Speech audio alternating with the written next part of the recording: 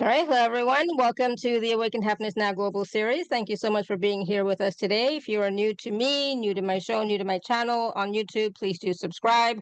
So for those of you who are here live on Zoom with us, welcome, welcome. Those of you who are watching on the replay, on the recording, welcome, welcome. It is my deepest wish, desire, and intention to bring to you these amazing speakers, teachers, wisdom keepers and healers who are sharing their wisdom, their experiences, their processes, their healings, their activations, etc., so that we can all thrive, so that we can all awaken to happiness now.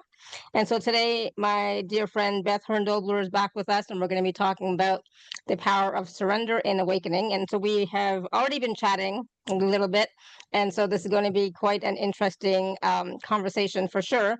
Lots of fun, lots of giggles, lots of energy, which is already flowing. And so some of what we're going to talk about today is about surrender, right?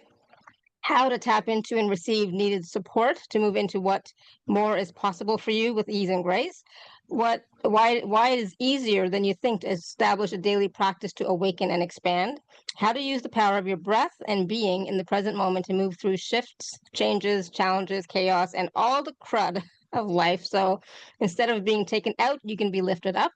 And as well, during this conversation, you're going to have a deeper knowing that no matter what the circumstances and temporary outward appearances of your life, all is and will be well. So for those of you who may not know Beth, she has been with us many times, and it's always so much fun. Beth is known as a soul whisperer. She is a former trial attorney turned energy healer and intuitive spiritual counselor. Beth is a master sacred geometrist and uses these creation symbols in her energy healing practice. She's also a certified intuitive strategist, medium, and divine channel who communicates with your higher self, spirit guides, angels, and ancestors for messages and guidance. Beth combines this guidance with a breakthrough energetic technique that identifies and clears blocks and stuck points and patterns quickly so you can open to a life lived on purpose in abundance with ease and grace. And Beth intuitively works with you to heal and realign your energetic body with your mental, physical, and emotional bodies so that you can flow abundantly in the matrix of the truth and light that is you. So everyone, please join me in welcoming Beth back to the show. Beth, welcome. Thank you for having me. It is really wonderful to be back here. As you already know, from the few minutes when we were connecting, it just boom started immediately. Absolutely. The energy is already like flowing. I was already sweating. We were already laughing. And it's amazing, the connection that we have, but also with everyone joining in from all over the world. We are all going through stuff, like you said in your bio or information of crud, right? We all have crud going on. There's stuff going on, but it's about how do we maneuver, how do we navigate that with ease and grace. And I think that is the piece that there are moments when we can do it with ease and grace, but then there are other moments when it's like, oh my god, I'm like falling apart and like losing it completely. So Beth, I know you have had a challenging year at least, and so we don't want to bring anything up and everything, but I just wanted to just check in with you. How are you doing now at this point? At this moment, I'm great, which is really lovely. I am various. An old friend of mine, second mother to me, once said when I asked her late in life when she had dementia, how are you? And she looked me right in the eye and said, various. And that is ever more so the truth since the wildfires when I lost my town, and what else is going on all around us. I mean, it's not like I'm the only one who this happened to, or my area. It's climate change, the consequences of that, and autocratic dictator type governments, and just the misalignment. People that are not in their heart are coming into focus because the higher light that's come in does not allow for them to hang in the background in the dark. They're being blasted out. And so we're seeing everything. And that makes it that much harder. I mean, if you take what happened to me as a microcosm for what's happening to everyone all the time, we are all being blasted out of our hometown into a new one. Are you willing to do it. And if you are in resistance or reaction, if you're in fear instead of love, and not in your heart, where you're surrendering to whatever is yours to experience, that's the choice that's going to make it harder or easier. We're all going through this, and it's not going to end anytime soon. You may not lose your home or be kicked out of your area by Mother Nature or anything else, but you are impacted by me being that. If any one of us, if it's true that we are all one energetically and at a soul and heart level, then what happens to me happens to you. What happens to you happens to me. Doesn't matter if I know about it or not. That's the bad moment, right? That's the crud. That it's not only internal, it's external.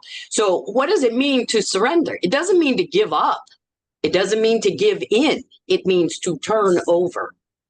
So as I told you, when we were talking before we started the show, I had the opportunity, I'm living with family now. I had the opportunity to move here before I moved to Altadena now 2 years ago now. And it was, oh my goodness, heavens no. There's teenagers, there's this, there's that. I'm used to being by myself, and I had a very sacred sanctuary that I loved. And when my daughter said 2 years ago, well, you can move here, oh, heavens no. And then I end up here, right? So the last 2 places I've lived, the universe has pushed me out of, kicked me out of, take your pick of how you view it. And I therefore am now surrendering into whatever the call is. When people say, well, are you okay where you are? Yes, I'm fine here for now. It's not my house. I don't run it. I did not believe I was going to be living with teenagers again. And here I am. And so it's what you were saying too before the show. So grateful for where I am. Absolutely grateful. And very eager for what the universe has for me. Yet, in a surrendered state, I wait. And I know you said you are not good at surrender. Patience was something I was awful at. And about 30 years ago, I began praying, meditating, calling in patience. And I kept getting more and more challenges over and over and over, and asking in my prayer time and meditation, like, what is happening here? Until I finally got the message, like, well, you asked for patience, so we have to give you hard things to move through to be patient. So if you want better patience, don't ask for it. Because you're going to get good point. hard stuff. So same with surrender. If you're resisting surrender, you're making it hard. Because really what surrender is, for all those who know how to float in a pool, it's just leaning back and letting the water hold you. It's leaning back and let the universe hold you. Let the universe support you and move you through the crud into that space where you can flow with ease and grace. Is it easy? No, it's a commitment. And if you don't have a daily spiritual practice, it won't work. You have to have one. Now, many of you have one and don't even fully realize how fleshed out it is. I often have clients say, well, I don't meditate. And then we start talking, I'm not good at meditating. And we begin talking, well, do you walk? Yes. Well, when you walk, where are you walking? In nature. Are you in silence or are you listening to something? No, always in silence. I'm like, well, that's meditation. And keep going down the list. You can make washing dishes, making all ministerial chores, driving. A moving meditation. Obviously, you keep your eyes open when you're driving. The point is, you're not making it something you do. You're bringing meditation into every minute, into every breath, by simply setting your intention. I'm following the breath. And in that moment that you're consciously following the breath, you also set your intention to relax into a state of surrender. Because from there, you can receive whatever you're meant to have the experience of. Versus exercising left brain, mental mind, egoic stuff and Also, I'm in charge, thinking action is the way, right? I ended up where I was invited to be 2 years ago without all the trauma. I had to have the trauma, obviously. Why? Because I exercised my idea of what I was supposed to do, not surrendering into what the call was. Now, had I done it differently, I can't say, looking back, that I would have ended up living with family anyway. I don't know. All I know is I exercise mental mind control, lawyer Beth, I'm making this happen. And then I lasted for 14 months in that spot before getting burned out of it. So again, was that bad? No. It was absolutely everything I was meant to experience. And I had a part of the pain is it was great living up there. Absolutely great. A town full of mystics and artists and nature-loving hippies is now burned up. And I just drove through there yesterday and saw a sign. Beautiful new development, 18 new homes. It's gone, right? So I now have to surrender into it's gone. Do you see how it keeps enfolding and enveloping you? And if you're in it, the same way that you have to breathe all day, every day, surrender becomes a living, moving meditation. Does that make sense? It's not a one and done. Exactly. It's definitely not a one and done. Nothing is a one and done in the spiritual practice domain, for sure. Nothing is a one and done. It's always being consistent and continuously being. But when it comes to surrender, I guess my question is, even just last week, I said to the divine, you know what? I don't know. I have no idea. I'm just going to surrender to what is, because I have no idea. And I realize I have no control over anything. But there's still a part of me that still has to do, like still wants to do, and still, it's like I have to do my part. And then whatever happens. I have no What if control. surrendering is your part? I'm not saying it is. I'm asking you, what if? What if that's your part? See, now in the healing from the trauma that I went through, I had somatic trauma therapy and then did some other workshops with people, a woman who, talk about trauma. She went through a fire here in Northern California where she was the only one. It was a big fire, but in the town, it only got a couple houses. So no one understood what she was going through because she lost everything. She was from Hawaii. She moved back to Maui and then lived through Lahaina. And in between the two fires, her fiance of 36 years old died in a motorcycle accident, and she never shed one tear in that whole time. It was 7 years. And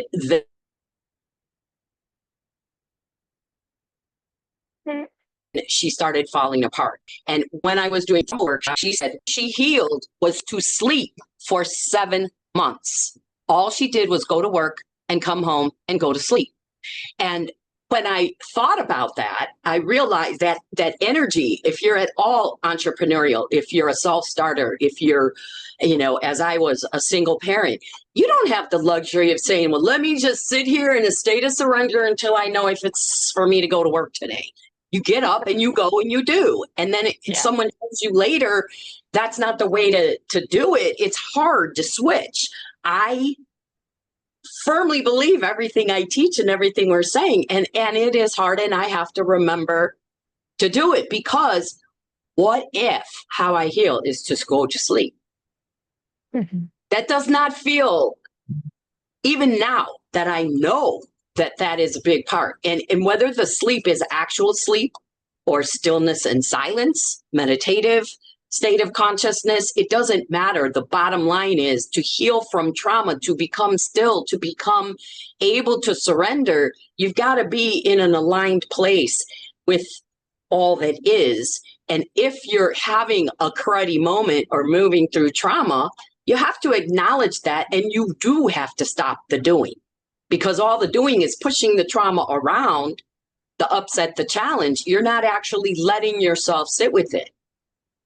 So, for example, if you're getting a deep tissue massage, it can be so painful when they're really going in. But if they stop in one spot, it's painful and they're pressing, and they have a tool that presses in and really gets in there. After a few minutes of breathing, you can feel the release. I'm not saying it's necessarily a pop or a big whoa, but the muscle starts to ease and it relaxes. That's what surrender is. Allowing yourself to breathe into the moment, especially when you're out there. I mean, and that happens a lot from the trauma, and I really, really don't like it, where somebody says something and I'm like, what? And then I catch myself but it's too late. I've already gone off. Or there was an artist I was talking with who lost his home too, and he said, the one thing I will be really glad to get rid of is spontaneous crying. And for me, it usually happens in the grocery store. We can't control what moves through us when, but we can work with a response instead of a reaction. And that's going to come from surrender. If I continue to focus on, I don't.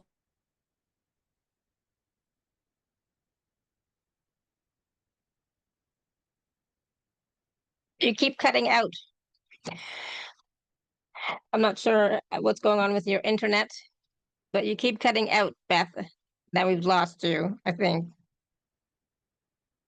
For sure. So while we wait for Beth to come back, I'm just curious for all of you here who are with us live, how many of you have a hard time with surrendering? If you want to type in the chat, just say yes or no. Is it easy for you to surrender? Is it hard for you to surrender? Do you know how to surrender, kind of thing? So Beth, are you back? Can you hear me? Yes. Because Yeah, I was always there on my side. Yeah, your internet connection is not that stable. That's why I got that message, but there's not anything I can do about that while we're here. So actually, everyone can help with this. If everyone could just close their eyes for a moment and drop into your heart and see all the lines, the airways, the frequencies that connect me to the internet, to the Zoom, to see it all. Bring all the energy down. I have very big energy, which is why video calls often end up like this, but let's all bring the energy down to a level that the bandwidth allows for. Okay. Thank you, everyone. Awesome. And if you don't need to have your video on, you can turn your video off. Like if you're not talking or whatever, you don't need to have your video on. And you can always turn your video on later if you're talking to Beth. Okay. All right. So yeah, I was just asking in the chat if people find it hard to. Yes, tech gremlins be gone, Pat. Yes, I think surrender. I didn't look in the chat, but surrender is. Oh, I'm glad, Sarah, that it's getting to be more in your flow. We're moving into a vibrational frequency, almost all that you can do. Because there isn't a lot. We're dealing with all these existential crises that as individuals, we don't have the power to stop. And yet, where is our power? In alignment with above and the earth below, opening our heart so that we can flow in a state of surrendered allowance, trusting that everything that is for our highest good is coming our way, even if it doesn't look like that in the outer circumstance. Yeah, absolutely. And so I was going to ask a question about I don't know where my question went. It's gone into the ethers. It's like, what was the question? From there, it will be answered. Oh yeah, so thank you. So what if, during your you're going through crud and you have your great good moments, you have your bad moments, all that wonderful stuff. But what if somewhere in there you like lost faith in the divine, lost trust in the divine or yourself just because of these repeating patterns, maybe? I would say that the most important thing to do at that moment is begin again, go back to the basics. When you're really in that kind of a dark night of the soul crisis, go back to following your breath. When I went to, years ago, went to a silent meditation retreat, a silent retreat over New Year's, which was really a lot more challenging than I thought it would be. I was sharing a room, I think, with 4 people that I did not know, and we couldn't speak. And the whole weekend, this was a Reverend Michael Beckwith retreat, and it was so amazing, the stuff that came up when I sat in silence. So you're having this crisis of faith, and you sit in silence and you let all of it come up and up, like just like if you're pulling the image that's coming to me is like seaweed that you have to move out of the, walk out into the sea. It's like that. You're just letting the stuff come out and releasing it so that you can see what's underneath. And what's always going to be underneath any kind of deep crisis of faith like that is fear. It's always going to be fear. But what's the source of the fear? Is it that there was, like so many people like me, raised a Catholic and then tried to find, and I was such a devoted Catholic that when the things that happened generally in that religion, but specifically in the parish that I lived in, happened, that made me say, this is not for me anymore. It left me with a vacuum, like a hole that I needed to fill, because I got so much from that. So when you have to move to something new, you have to be surrendered. You have to let go of the old, and you have to be willing to look for the new. I went on a search and went through a whole lot of different religions to end up in the New Thought, ageless wisdom tradition, which is what Beckwith preaches. So back to the retreat, we're sitting there meditating. It's kind of interesting. You go to a silent meditation retreat and then you get annoyed that you're meditating all day. Like, hello. I did that once, went to a yoga retreat. I was like, this is too darn much yoga. Laughed and said, what do you think it was going to be? It's a yoga retreat. But in the midst of all silence and sitting there, he would say, Reverend Michael would say, and now we begin again. And I would know if I'm in resistance, because that would annoy me. My ego would say, I was already there. I was doing really good. I didn't need to begin again. And then I realized, oh, yes, you did, because look where you were. You were in, I'm silent, I'm meditating, I'm good at this. There's probably somebody next to me who's not good at this. I could sit here all day. I mean, all the things that come up, you just have to let them come up and let them go and then begin again. So when you're having that crisis of faith, find a place to be still and silent and follow your breath and begin again. Because eventually, if you commit to it and keep doing it, the light's going to come back. You'll feel it. It'll come back. It'll come through. And then you can reconnect, because faith is more about you connecting your soul light to the etheric eternal. It's not about what you think you're supposed to know or be or experience here in this human earthly realm, this incarnation you're in. I mean, this is just an outfit you're wearing for now, right? So if you're getting locked into a crisis of faith about something that's happening in this life, you're looking at it from the wrong perspective. The long game is the soul game, not this, 80, 90, 100, 110 years of living in this body. So let it go and open your heart to what more is possible beyond the faith that you're having a crisis over. Okay, yeah, I have a dilemma. Stand up for myself or surrender? Yes. Yes. The answer is yes. Surrender does not mean you don't stand up for yourself. Surrender means you wait for how to stand up for yourself until you have a sense that it's coming from a high place, from a heart-based love place, from guidance, from source, from creator, not from what I just said with my own meditation experience, where I got annoyed when the master asked that I begin again. I'm like, dude, yeah, that's when you know something's not aligned. So if for yourself does not allow for you to be in a surrendered state, then it's not standing up for yourself in a higher choice way. I hope that made sense, Tanya. Did it make sense to you, Shefali? Absolutely. I mean, for myself, standing up for yourself and surrendering, it's not two different things, right? Surrendering is, for me, surrendering is more about acceptance of what is, and being an allowance of what is, not resisting what is. And so a lot of times that's what I have to tell myself. Well, this is how it is right now. But there's still that resentment in there. There's that resistance in there. There's that anger in there, you know? Not surrender. That's not surrender. Exactly. No, Because it's not even acceptance.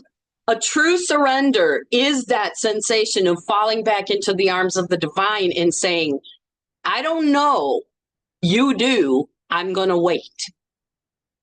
As opposed to what Tanya was saying, do I stand up for myself or do I surrender? You do both. You surrender into standing up for yourself, and you don't stand up for yourself until you're out of that, what you just described. You have to be out of that before you stand up, because otherwise you're standing up for something else. You're not standing up for yourself or your highest good. You're standing up in reaction to something else.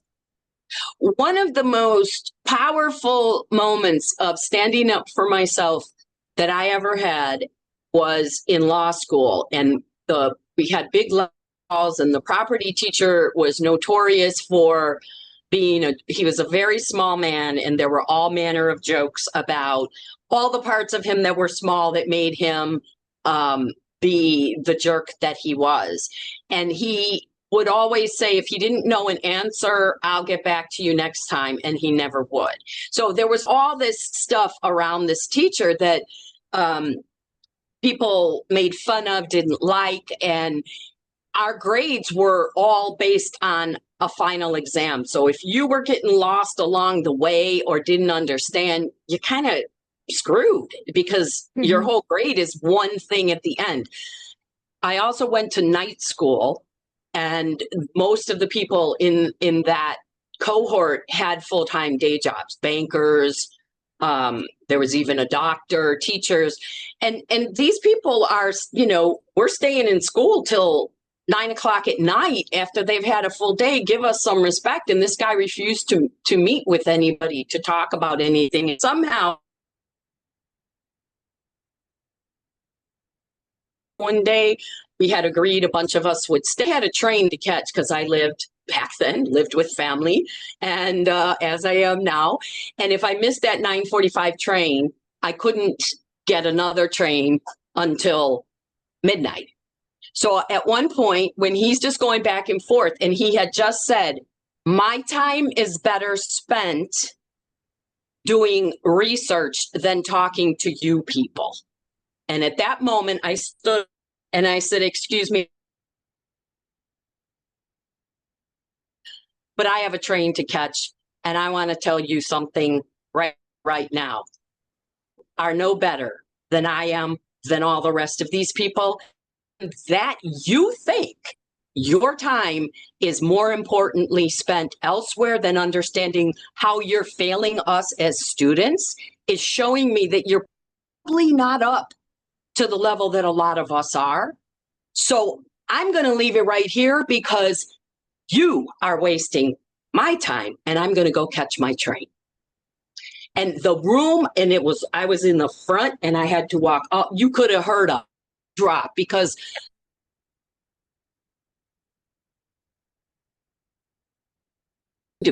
just like, hey man, Have it your way. But the truth is, my time and your time are equal. And I'm leaving because you're wasting mine right now. So bye. I don't know what happened. I know that people were very surprised. Like, I can't believe you walked out on him. I'm like, dude, I'm not messing my train for that guy. First of all, the grading is anonymous. What am I afraid of? He doesn't know that's my test. And even if he does, go ahead. I'm not going to sit here and let somebody attack me and not stand up. So back to Tanya's question that started all this thread here. You can stand up for yourself, be in a surrendered state. I knew nothing I said was going to make any difference. I didn't say it with any idea I was going to change anything. I said it to disrupt the energy and the narrative that his time was more important than my fellow classmates. That's all I was talking about. I don't care what you do. I don't care about this class. I don't even care about my grade.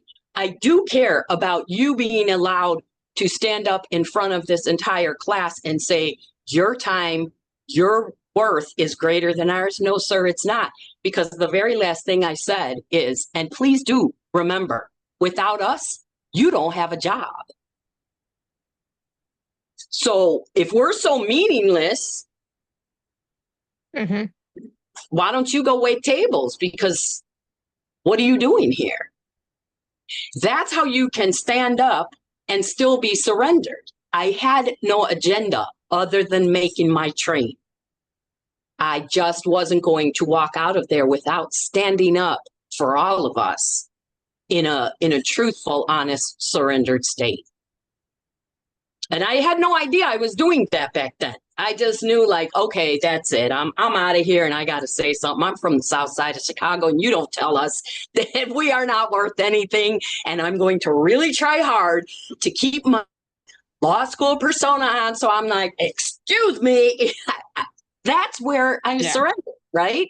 I stayed true to what I knew, and yet I stood up for myself.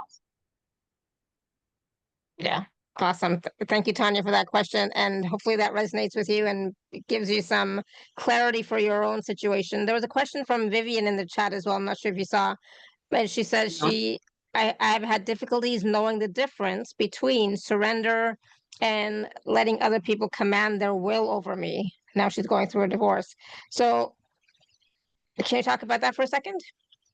So yes, I can. And in a contentious divorce, there are going to be many moments where the concept of surrender does not look like it fits, because surrender is not always non-action. It is waiting until you know what the highest action is for you to take.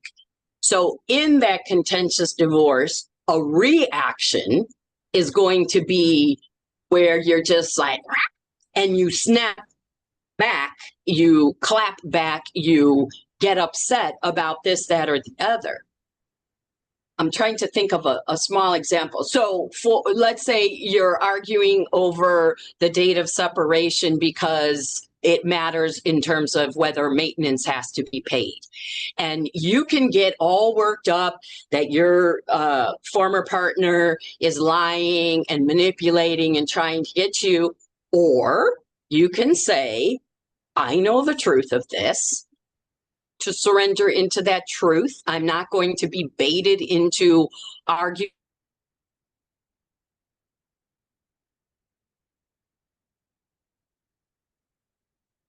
In truth of what I know is the date of separation. And then you just keep coming back to that, as opposed to, you're wrong. Nobody has to be wrong. The date of separation that governs whether or not in a divorce you have to pay maintenance is what triggers the surrender into the truth, as opposed to fighting back and looking to win over the other person. I mean, that's one way that I see people and myself too. losing that space, that vibration of surrender is when you're trying to prove your position is right. There's no, in a true surrendered vibration, it really is this floating with the current down the river, as opposed to this is taking too long, or I changed my mind, I don't want to go that way, I want to go this way. Now you're trying to swim upstream. It's a lot harder. Maybe you're meant to go all the way downstream, get out, and then walk back up to wherever you now want to be. Surrender means not giving up. I said this in the beginning, or giving in. It's giving over to the divine, to your angels, to your dragons, to nature, to wherever you get inspiration from as to what is yours to do. It's like when you're in a surrendered state and looking for a parking space, you're going to find one, because you're going to follow that little inkling that says turn here or slow down. You might feel, I got to hurry up because I'm going to be late and I got to find a parking space. But if you slow down, the person who's in the space that you're meant to take has a chance to leave. That's a surrender into action, right? You're still driving. You're still looking for a parking place, but you're trying to follow the energetic breadcrumbs versus making it happen in your mind. Like if I go here or if I go there, or no, simply breathe and follow the flow. So again, so much people feel like they got to give up something to surrender. It's really more, it's like, who are you calling on the phone?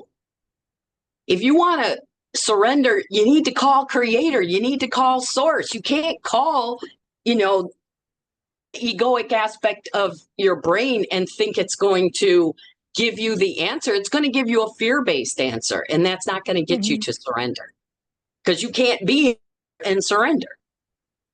Yeah, that is true. So it's always important to look at the energy behind what you're doing.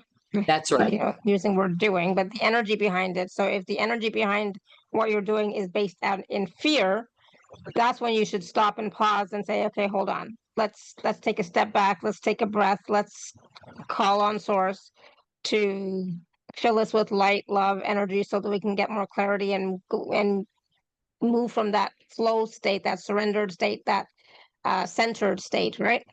Absolutely. I mean, you're drawing again on that law school example. I was so angry up until the moment I stood up. I was ready to curse and scream. That's what I meant by saying I was controlling myself from going south side on him. And once I said, oh, this is ridiculous, because he was arguing all loot and stuff as to why his time was better spent elsewhere. And once he said the ultimate, my time is better spent doing anything other than talking with you people, that's when I'm like, okay, we're done here. Because and so how was that a moment of surrender for me? I surrendered my anger in order to stand up for myself. So Tanya, maybe you have to do that. Was that Vivian that has the divorce situation going on? Maybe that's what you got to give up, is your anger. Because in order for you to see the light of where the solution is, even in terms of the behind the scenes esoteric, metaphysical, etheric work that I hope you're doing for this divorce situation, which holding the space that you want to see in the end, and holding that intention in the quantum field and enlisting others, because there's a lot of power in other people holding a space of light and peace and resolution and end to this now. So remember, surrender isn't just about waiting for God, so to speak. Surrender is also, what do I have to give up to make this be okay for me? And that is truly something I have had to really work a lot with since the fire, is the anger. Because the truth is, it is gone. And it's not coming back. You're not going to have another artist, hippie, nature loving, spirit loving, mystical town where people are paying under market value for rent. That's not coming back. That's gone. Now, that doesn't mean that what's coming in isn't going to be magical and beautiful if you're willing to see it. but I have to surrender what was. It's gone, and it will not come back that way. That then makes me open to receive, to allow, right? I trust that something more, even though it might be different and not what I would pick, something more is coming, and that's the trust. And then I allow that to be. And now we're full circle to where we started from. Had I moved here when my daughter said, well, if you can't find what you like, you can always move here.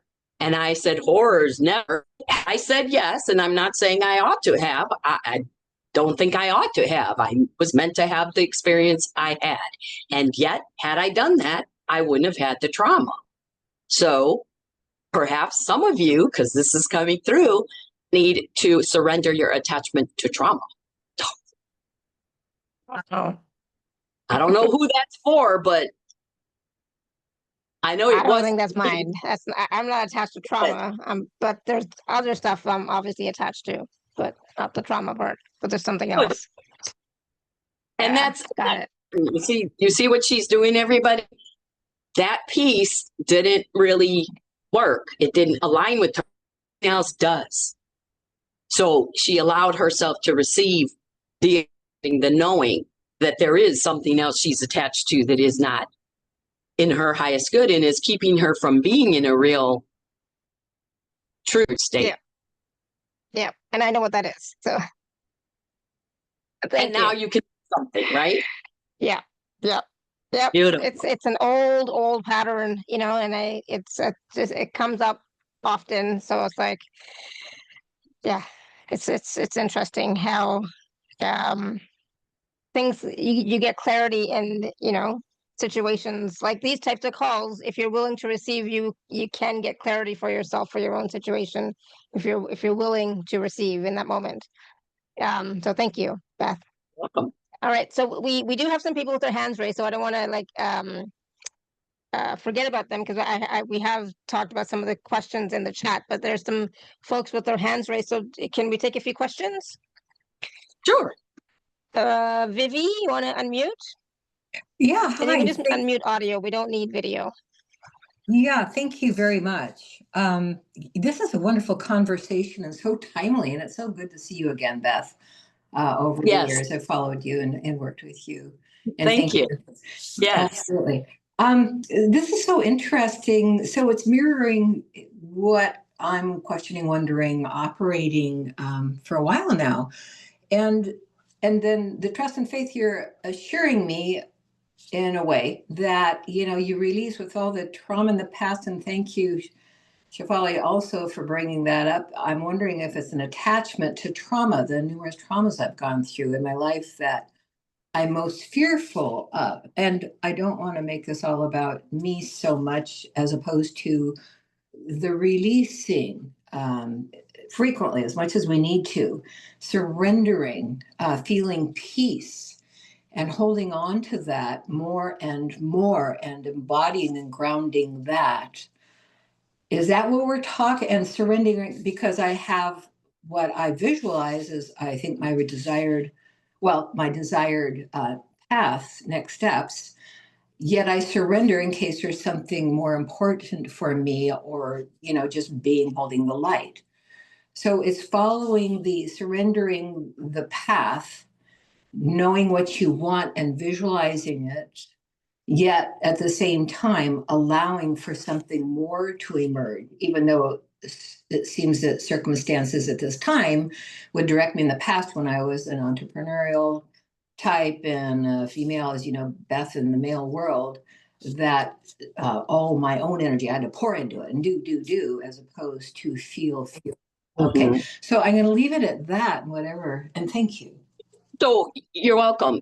Yes, you're absolutely correct in terms of the process. The one thing that I hear that is being highlighted by your team is that you said something along the lines of, I have an idea that I'm going to do this, but then do I need to surrender into that there might be something better? I don't know if that was the exact word, but there was like a hierarchy ranking.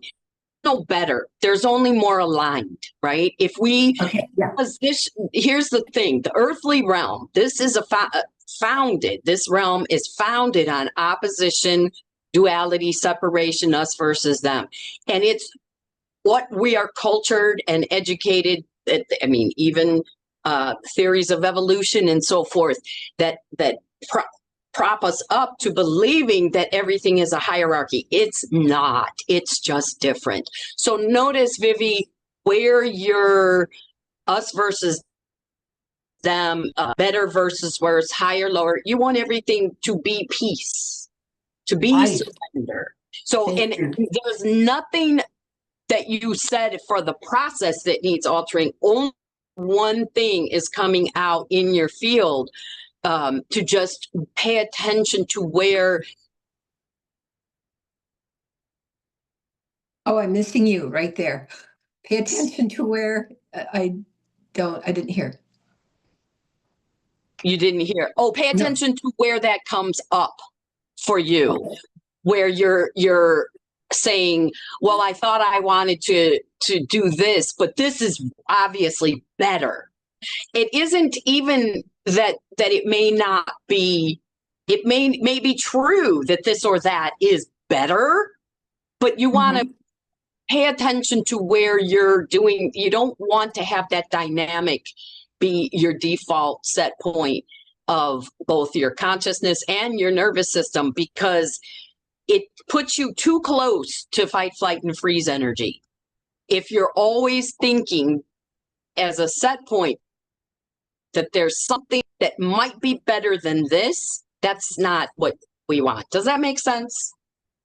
It brings me joy. It makes perfect sense, even if, as is for me, that my past is the cortisol, the adrenals over because of the past trauma and working with that. So, which is what we're all doing to a degree, I guess. So yes, that brings me joy. And how trauma is something you can be attached to is that it begins to feel so comfortable. I mean, if you think of people who hoard stuff, yes. I mean, it to someone who isn't attached in that way, it looks like terrible. Like, oh, how can you be in here? My brother was a hoarder for part of his life, and one path that you could walk through. And I'm like, how in the heck can you live in here? And he was like, I know where everything is. I can see everything. Okay, well, if that works for you. But he was attached to the trauma that he had. Yes. We lost you again. When we notice that we're attached, that's when we know we have some work.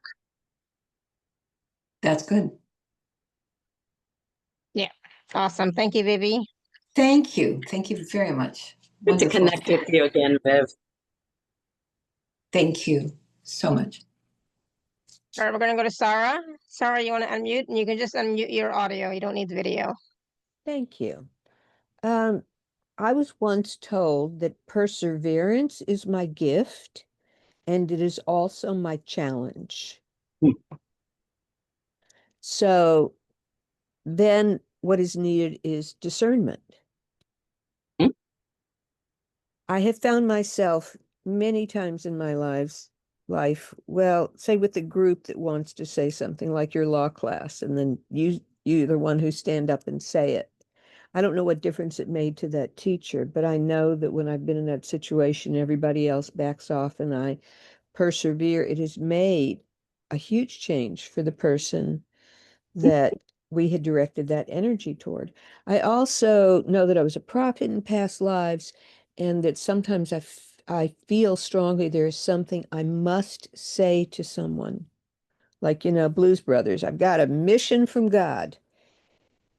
So when you have that sensation that there's someone there and you have the sensation, I'm supposed to say this, I'm supposed to say something to this person, is there a distinctive quality to that feeling? How do you know the difference between a misguided left brain, mental mind, egoic, it's for you to say this, versus a more aligned mission?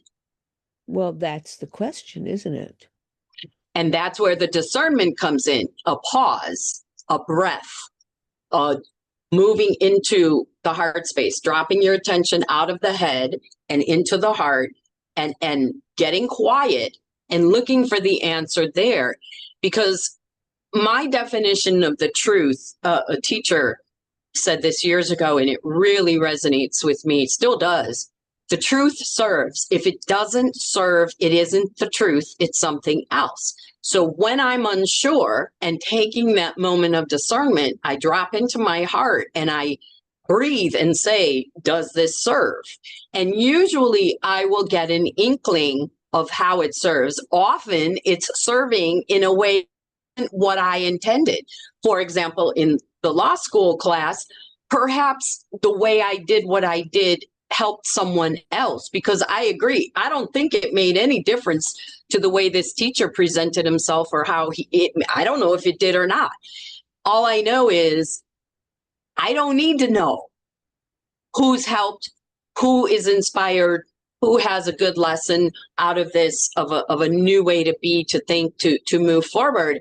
I know that I am meant to say it because it's the truth and it's going to serve in this moment for it to be spoken. I don't need, in that group context where there's a room full of people, I don't need to know who it's going to serve. It's a little bit different than if I'm talking to you one-on-one and I need to say, is it going to serve Sarah for me to say this?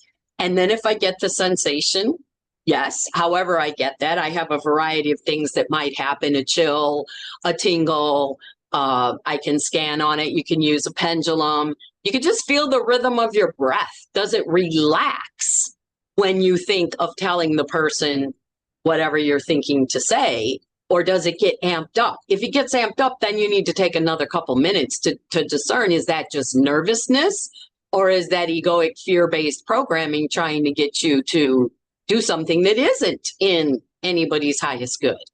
Does that make sense? It does. I often notice that it is tied to a sense of justice, that what is going Oh, on here me, our isn't kindred right. spirits, righteous indignation, by God, let's do it.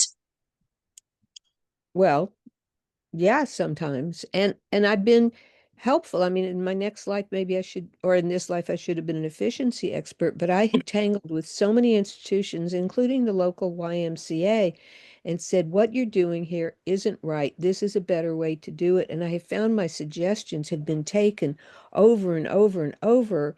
And it's like, why aren't I getting paid to help you? I'm, really pointing out the flaws in the system and pointing out a better solution. And I've kind of had that struggle all my life. But yeah, a lot of times it just feels like this is the just thing. What is going on here is not okay, and they need to know it. And in that case, it kind of comes at the expense of my own energy because yeah, they're not going to pay me for that, even though it makes people think and change what they're doing. So here's what I'm seeing. It's as if you have half of a dragon costume on. It's only on the back and it's primarily the tail. And, that big connecting point coming in to the dragon's body. And then this tail that goes more near, and it's flipping up.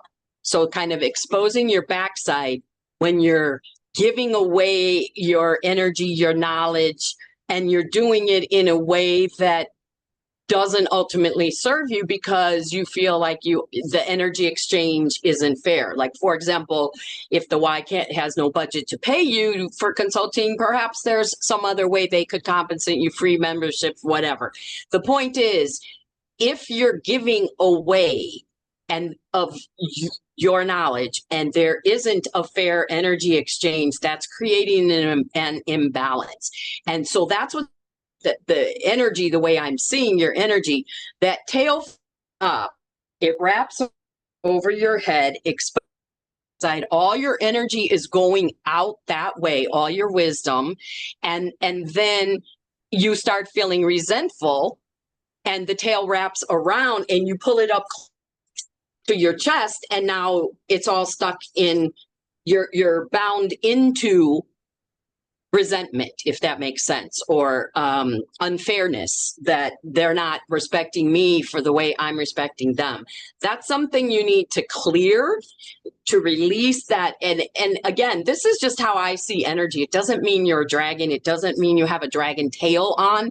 It's just the way there's this up swoop where the energy is leaking out from under. And then when you realize it, you grab it back, and now you're holding the resentment, and you want to shift that pattern, because not everybody makes money from what their gifts are. Some people made an agreement before they incarnated in this life that they weren't going to do that. So it means that instead of it being your way of making a living, it's more of a vocation. I have scholarship students. I volunteer a lot. I could probably get paid for some of the volunteering I do, but that's not why I'm doing it. I'm doing it to be of service. I will make my money here, and then I'm choosing to go over here and do this to be of service.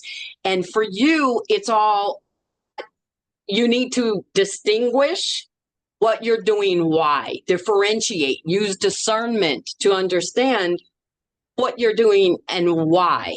And if it is not a fair energy exchange, then you need to stop, and don't tell the why what they need to do if it's not appropriate.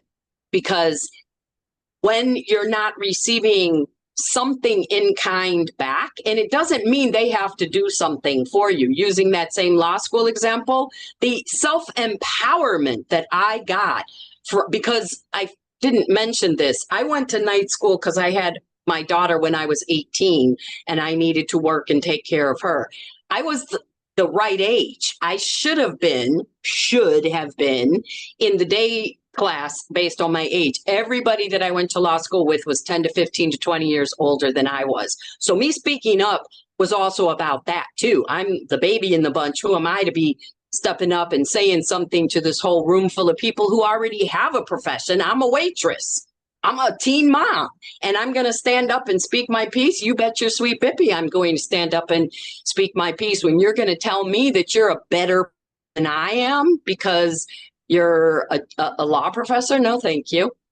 So you see, it all depends where you're coming from and what the motivation is for what you're doing. So don't give away your power, your knowledge, your wisdom, your experience, if it's not a fair energy exchange. And do understand that money is not the only measure. In all the volunteering that I'm doing, I'm getting a lot back from it. It's not money. Well, I'm in a profession where people expect to come. I'm a spiritual leader. I'm a rabbi, and people expect that you're going to come, that they can come to you because, you're a spiritual leader. So I've kind of gotten over that because I can't support myself if I give everything away. That's right. That's right. And I have been in service my whole life, and I am in my 70s.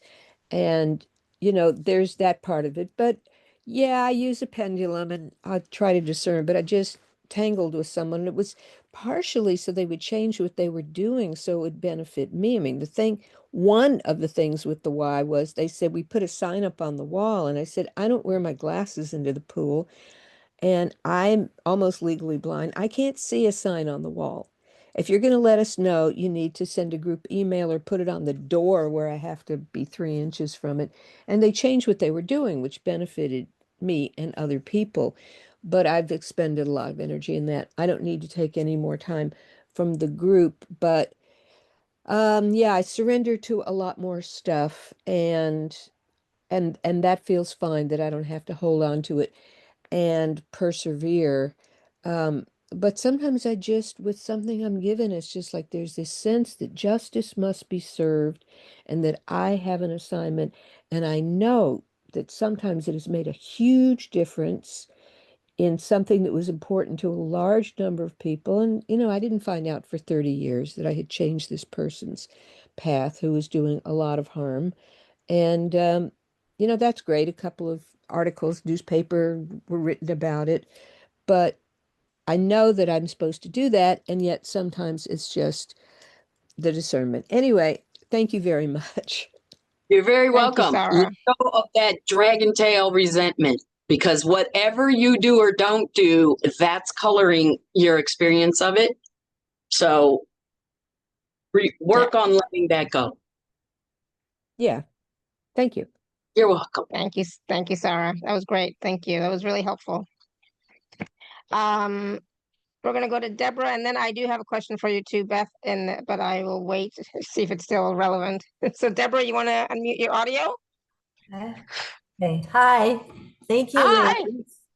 Yeah, my question is, this spiritual stuff, I just really love it, and I just crave it, and it's just like it's just part of me. But I have gone through so much stuff that wasn't good. Like in 2021, I had 3 pets, and within 6 months, 2 of them had freaking accidents, and then 1 had to be put to sleep. In 2022, my husband went through a heart attack. 2025, he's just got done going through radiation with his throat. And I just keep trying to get back and back to this beautiful spiritual stuff that I love so much. And at times I feel like something is trying to stop me. Well, that something is within you, and it's the resistance that builds up from trying to figure out how to be a human being living through everything you just discussed. Hard, really hard stuff, painful stuff. How do you do that and still maintain that spiritual alignment? It's very challenging.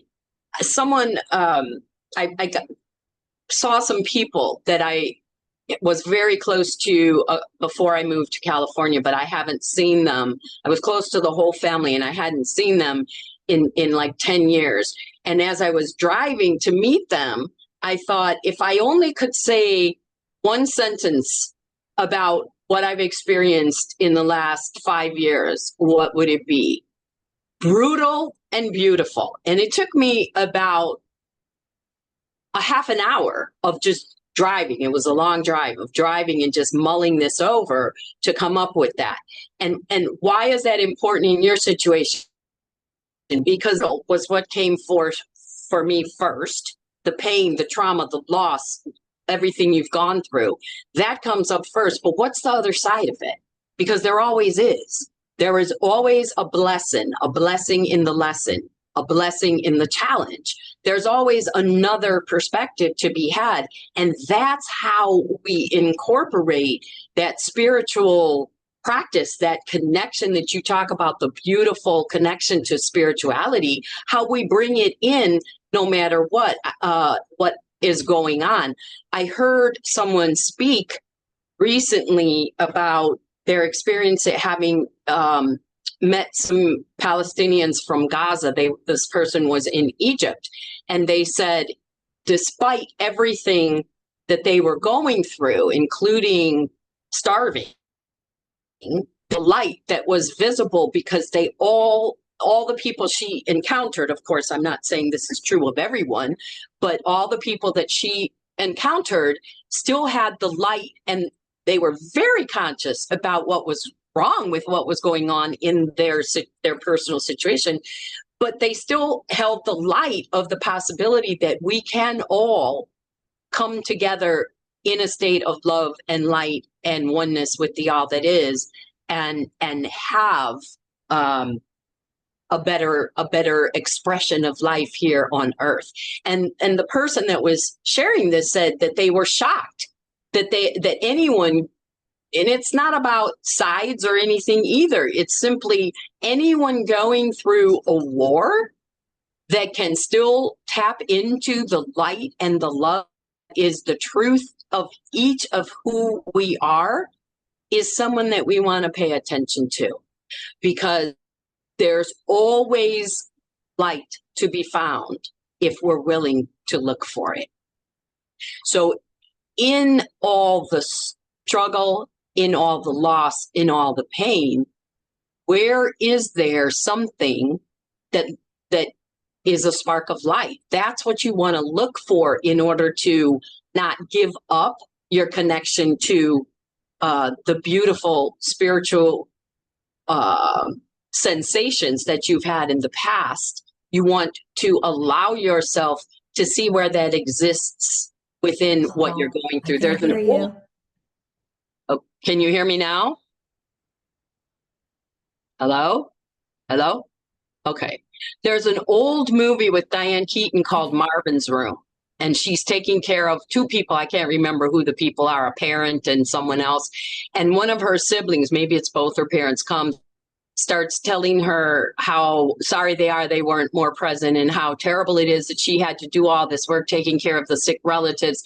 And she looked at them like they were crazy. And she said, "You don't understand what happens in Marvin's room. It's magnificent. She's getting out of this situation where she's caring for this person who's dying." So that's what your team is encouraging, Deborah, is for you to shift perspective and see where the beauty is, all of that loss and pain and trauma. Okay, so they're not telling me to give up.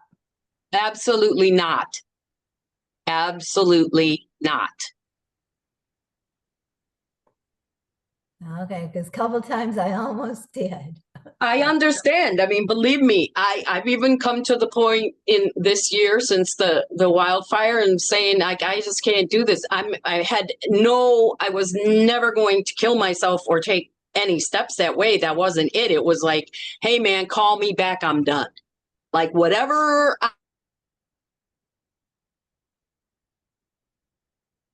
to do, it's too hard. And I heard a voice that said, "You are not done. Suck it up and get back on the track. You're not done. We are not calling you back." I was like, okay, then next. And you just have to bring that kind of lightness to it. Okay, if I'm not going to be called home, then I guess I better take a different look at what's happening here. So I understand that it's too much and wanting to give up. And since you have not done that, give yourself the opportunity to see the beauty in and what you've learned. Yeah. Hope that helps, Deborah. And the other thing, Deborah, is your animals are around, so let them in. Oh, really? And they can't get in if you're not recognizing that they're there. So let that be one of your first spiritual missions. Let my animals in. Gotcha. Annette, you are so welcome. I love that you said that you're laughing and loving the lightness, because that's the thing. It's hard.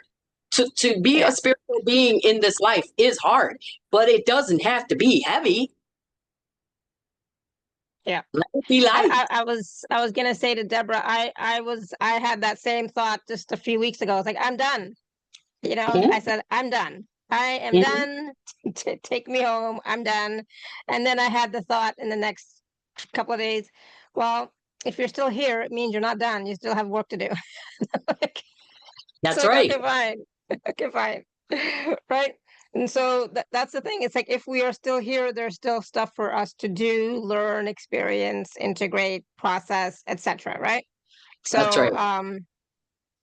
But then how can we do that with more ease and grace? And that's the thing. And part of that, what makes our life easier or gives us more grace, is the daily spiritual practice. It doesn't have to be complicated, like Beth talked about earlier, but it is something that you do need to do and have. That's daily spiritual practice, so that you can connect into the divine, into the light on a daily basis, at least for a few minutes, if that's all you can do. Right. But that is key. Think about it. We're assaulted energetic frequencies of chaos and violence and overwhelm.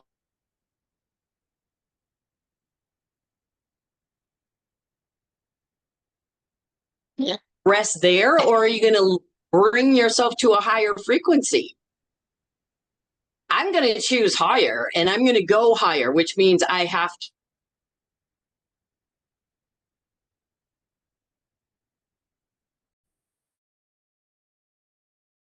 Absolutely.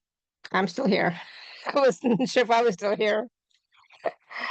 So Beth, while we wait for you to come back, I'm going to take a moment and talk about the special offer. Basically, I think it's just a personal session with you. Just like I'm not even sure now anymore because like I'm pretty sure that's what it was. I'm going to share my screen and yeah, it's a one-on-one 60-minute neuroenergetic somatic healing session with Beth with a bonus 3-month subscription to her I Am Soul monthly energy healing circle. So basically it is a personal session. And is she back? I have no idea if she's back, but I'm gonna talk about this for a second. So in this personal session with Beth, you are in the company of Divine Mother and Archangel Michael, and Beth is going to work with her team to clear blocked energy and trapped emotions so that you have a deeper inner connection with your inner higher self and greater clarity and confidence in your ability to manifest and flow in the frequency of abundance. And this is about being in that state of surrender, right? When you're in that state of surrender, you are in the flow of what is, right? And the flow of creator's energy, even you could say, because I love that symbolism that Beth gave earlier is about, basically you're just letting go. You're just floating and allowing the universe, creator, source to hold you, just like we do when we are floating in water, right? Which is really easy. I love it. So if only I could do that with the divine as well, right? So I think that is that's key. And so this is a personal session with Beth plus a 3-month subscription in her I Am Soul monthly energy healing circle. And it's for 167 and there's a payment plan available, of course. And of course, if you're an inner circle member, you can use your gift code. There's some wonderful testimonials and feedback from people who have worked with Beth in the past, so you can check those out. And again, the 1-to-1 60-minute session plus the 3 months in her I Am Soul monthly energy healing circle for 167. Use your gift code, use the payment plan if you need to as well. All right, so please do take advantage of that. I think it's going to be fabulous because as you saw, our Beth was able to tune in to your energy like she did with Sarah, and as well as with Deborah, for sure, right? So she can tune into your energy, with your guides and give you information. All right, is she back? Yes.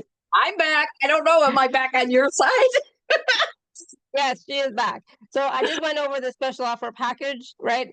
So if you want to just say a few words about the personal session and the 3-month subscription in your I Am Soul monthly energy healing circle. So the personal session is very geared towards what you need energetically. It's all intuitive. I can say this is the type of session it is, and we can gear it towards that. But if you need something else, that's what you're going to get. So know that I often have people say, wow, these would be regular clients. That's not what I expected was going to be what we were working on today, but it's exactly what I needed. So it's kind of, the work is like that. You don't have to know what you need. And yet if you have an issue, an area of interest, or something that's been bugging you, we can definitely focus on that. And in terms of the difference and the power that you get in a one-on-one session versus in the group context of the healing circle, anytime 2 or more people come together, there's a morphogenetic field created, an energetic field created by you coming together. So the M field in the healing circle is very, very strong. And it's been building in the 9 years that we've had the circle. And there's a lot of support and power that you can receive by coming into community of like-minded, high-minded people, you know, much like this, except the difference being that's ongoing. So every month we come together, the field is getting bigger and bigger and stronger and more potent. So it's a wonderful way to learn some stuff, have some energy work done. We always do a journey and activation, and then there's a Q&A at the end like this, where you can ask a question. It doesn't have to be related to the journey. If you had some stuff happen in the journey that you have questions about, of course, that's fine. But if you have something else, you can get some, you know, 5 minutes, 10 minutes of energy healing. It's a wonderful way to come together with a lot of, passive is the wrong word, but it's, you don't have to do anything but be there. Once you agree to participate, you are the benefit every day of the power of that M field of higher vibrational light. So I can't speak strongly enough about the benefits of that work, but you also get that for 3 months as well. And we come together the first Saturday of the month at noon Pacific, but there's always a recording if you can't make it live. Awesome. Thank you. Thank you. And even for the personal session, is there a recording? No, but we can, if it's important to someone, we can talk about how we can do that. Yeah. I don't like recordings for things like that because, you know, for me, I feel like the work is done, let it be done instead That's of going right. back. But if it's a reading, just an intuitive reading, that I like to have a recording because I miss stuff when I'm like just having a reading with somebody. I miss stuff, so I have to go back and listen again. But for a healing session, I don't like having a recording myself because once it's done, it's done. And you know, so thank you. Awesome. So I think we were going to I've been looking forward to this because you know your activations are so powerful, and so it's like, oh, I hope we're, because I didn't mention at the beginning that we were going to have an activation, but it's like, yes, I think we're going to be doing an activation today. So it's like you know, just a short one, and I know we always blow the circuits. Hey, you're very good, Alar. You're very good at making it clear that the work is still happening if I get knocked off because the energy is too strong. So if that does happen, everybody just sit and she'll call you back. And the work will still be going even if I'm not, if you can't see me. But I'm a firm tech gremlins out and let us have it happen. Let's see if we can make it through the whole thing today. So I'm going to turn off my video. Beth is going to have her video off as well. So Alexandra, I'm going to turn off your video as well, if I can. But just because it's just, you know, so it's amazing. All right, we are ready, Beth. All right. So close your eyes, everyone. Just bring your attention to your heart space. Breathing in and letting go on the exhale. Take another breath in, breathing in light. And see the breath cascade down your spine, exhaling out your root, letting go into the earth any sticky, sludgy, calcified bits that don't need to be in your field anymore. Take another breath in, and this time open the trapdoors on the soles of your feet and let the exhale move anything out that way that is ready to go. Now return your attention to your heart space, and we're going to work with the elementals today of the ether elemental, also known as the sky or heavenly elemental, and the earth elemental. So I want you to imagine from your tailbone connecting down into the earth, grounding into the earth elemental. You may see a red tree trunk root, might be gold light. Allow whatever happens, trust and surrender into what is happening. And now draw that earth elemental energy up your grounding cord, bring it all the way past your root and up into your heart space. And now from the heavenly ethers elemental above you, there's a beautiful, brilliant diamond white light receive that in your crown and let it meet that grounding energy in the center of your heart. Activate the convergence point and release the new consciousness grid, an infinitely expanding sphere of grid lines out from the whole of you. Take a breath in and feel into the connection of the group. Feel into the high vibrational energy that is contained in this new consciousness grid. And now bring your attention back to your heart space. From behind you, the water elemental is flowing and inviting you to imagine that you can lean back. This is not literal, right? Metaphorically, lean back and rest in the arms of the water element. As you rest and float, receive from the top, the bottom, the front, the back, the sides, all the nourishing, sustaining support from water that is yours to receive. Take a breath in. Surrender into that space of floating in water as you put a smile on your face, signaling to your brain and your nervous system, all is and will be well.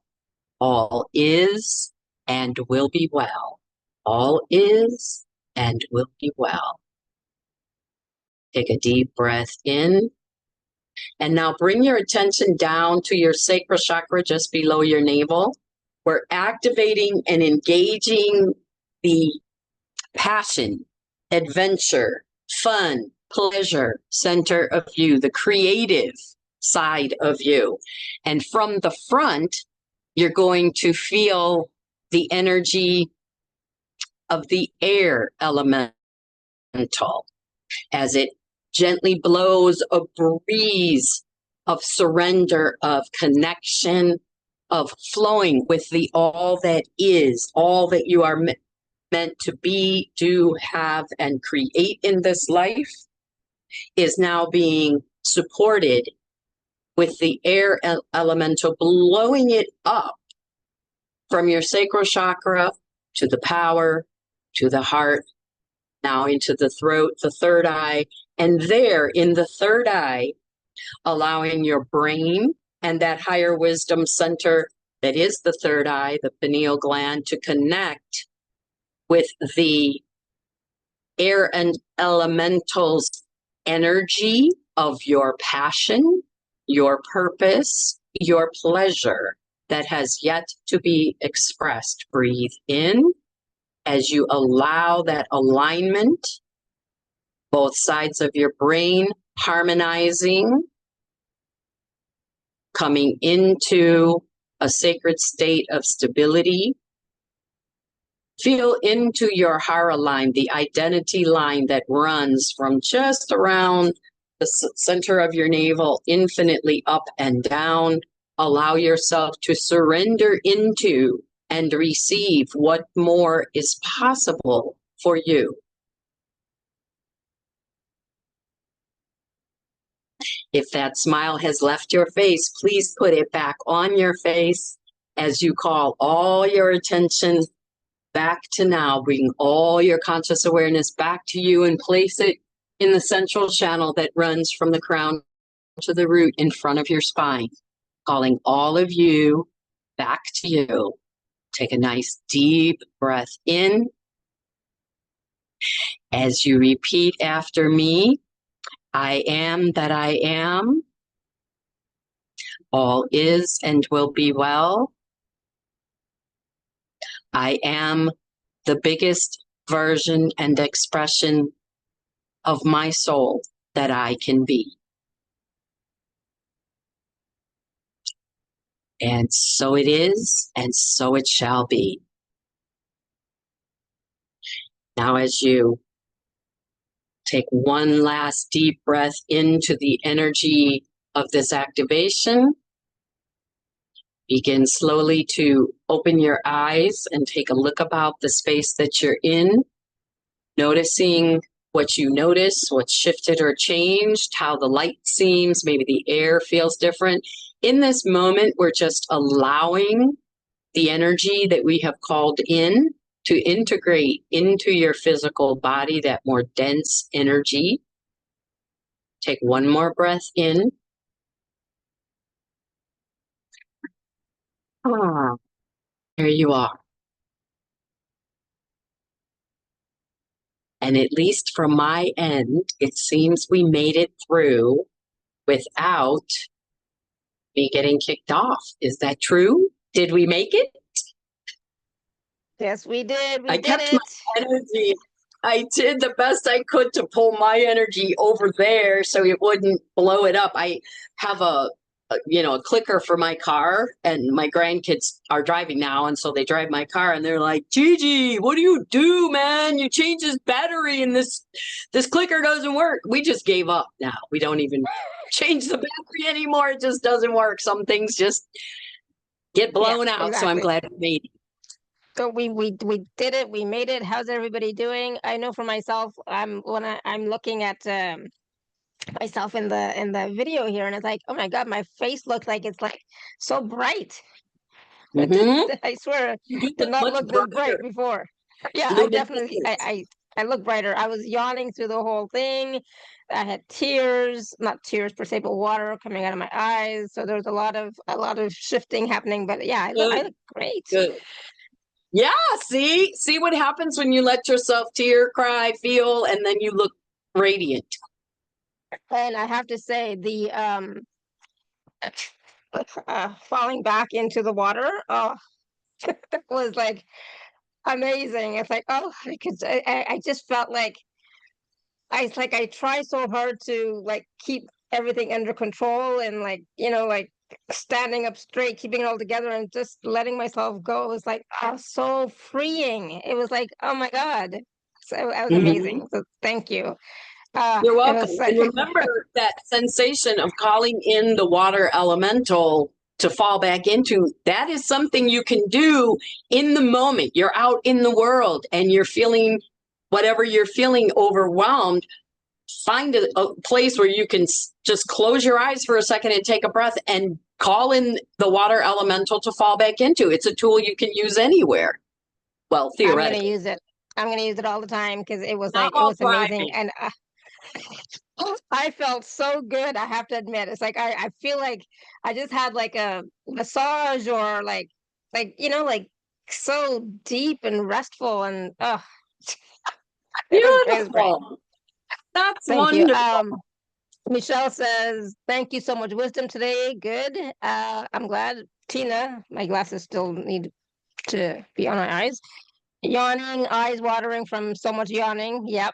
And that says, my cat and the beloved trees outside my window were so active. Yes, floating. Yes, I love the floating. Oh my God, I'm going to keep doing it. Tina says, still yawning. Awesome. And Kara says, much gratitude to you and all many blessings. No, that was so powerful. And like the energies just moving through, if you can still feel them, were powerful. But at the same time, for me, it just felt so peaceful and relaxing. And at the same time, it's like the chaotic energy has been softened, if that makes sense, is what Yes. Yeah. is That what does. I'm feeling, Yeah. So the chaotic energy within my field has been softened, so it was the whole conversation and everything, and being able to, because I love to be able to laugh, obviously, who doesn't, but I'm always such a serious person, and so today we were able to be a little bit lighter, laugh, even though we were talking about some heavy duty subjects still, but still there was so many moments of lightness, and that lightness also changes your energy and lifts your vibration frequency, as we all know. But when you can actually feel lighter in your being, and I think that's what this process too was really helpful for me. It's like I feel lighter in my being, Good. right? So Yeah. so thank you. iPad 21, great, much gratitude. Energy is moving. Also, Christine says, thank you so much. It's a great session and information to use in my daily life. Yep, absolutely.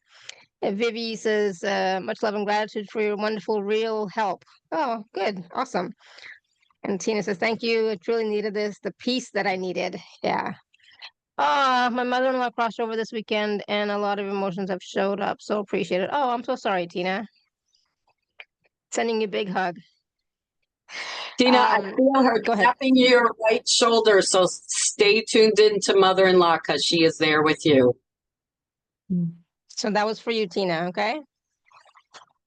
Awesome. Thank you. Thank you, everyone. And yeah, thank you, Beth. This has been such a wonderful conversation. And Yeah. I'm glad we were able to catch up and chat and connect in this way. And for everyone, please do reach out and book a session with Beth, because you saw how wonderful this was. The wisdom, the mini readings, the intuitive information that Beth shared, and then this wonderful process activation was brilliant. So please do take advantage of the special offer and book a session with Beth as well, so that you can have some transformation and change in your life moving forward. And maybe surrendering is not that bad. Maybe we can all do it. Maybe if I can just think about just, I don't know, the word that you said. Obviously I have an issue with this, right? Because I can't even think of the words that you say, but just falling into the water. I know that's not the word you said, but so obviously I still have work to do. But it was so wonderful, and it's about allowing yourself to just be, right? Allowing yourself just to be held by the divine, but whatever you call the divine, right, for you, and just giving yourself that few moments of just knowing that I don't have to hold on to everything. I don't have to take care of everything. I don't have to hold myself together for everything. All the time. I can let go and let the Lord, the divine, well, that's what word is coming through, the Lord, to hold me for a few minutes, right? So that was. Sarah, the answer is yes, you can do your work and surrender. Yeah, absolutely. If I can live with my daughter and surrender, you can do your work and surrender. That's the challenge I offer you, Sarah. And I not can live just with my my parents and daughter and surrender. the twins, the teenagers, it can be done. I mean, that's the thing. Remember, Jesus on the cross. I am not a biblical scholar. Jesus on the cross, Father, why hast thou forsaken me? From everything I'm aware of in the Bible, Jesus knew exactly what he was coming here to experience. And yet in the midst of the pain, he forgot and was a human being. And that's what happened. And did that diminish everything else he did? No. So yes, you can do your work, have a spiritual practice, a deep connection to the divine, and surrender. Yeah. So, Christine says, all is well. And will be well, is my new mantra. I love that, because the truth is all is well and always is well, right? But we forget again, right? So no, this was brilliant. And I'll be honest, in 12 years of doing these shows, I have never said, not even in person, like not even my private life, I have never said the Lord. So by me saying the Lord is holding you is like, what? So that was, It's you channeling. That's what you're doing. And I'm so glad you said that, because that's the thing. I use a lot of different terms for source energy because it's not about the word. It's about the energy. Don't let religiosity or anyone else's opinion keep you from your connection with the divine. Yeah. Yeah, this was so brilliant. Oh, it's just so perfect. I needed this so much. I didn't even know. So thank you. And thank you, everybody, for all your questions, for being here with us, being vulnerable and sharing what is going on with you. And also for Yes. creating this beautiful space so that we can talk about such a heavy topic. I guess it's heavy for me. A hard topic with light and with love and with laughter, right? So thank you for everyone for creating this beautiful space with us. And Beth, we definitely have to have more chats, because Absolutely. I'm available. we definitely have to have more chats. Trauma is good for, if you treat trauma spiritually, it makes you so much wiser. So I have a lot of wisdom that has really been bestowed upon me since the fire. It's quite amazing.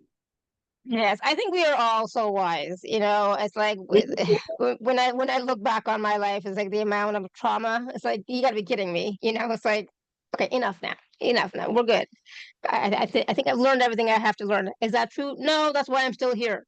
Right? There's still more to learn. There's still more to process, more to integrate, to let in more light, to be to be of service even more, etc. Right? There's still so much more for all of us to experience through the divine, through Source Creator.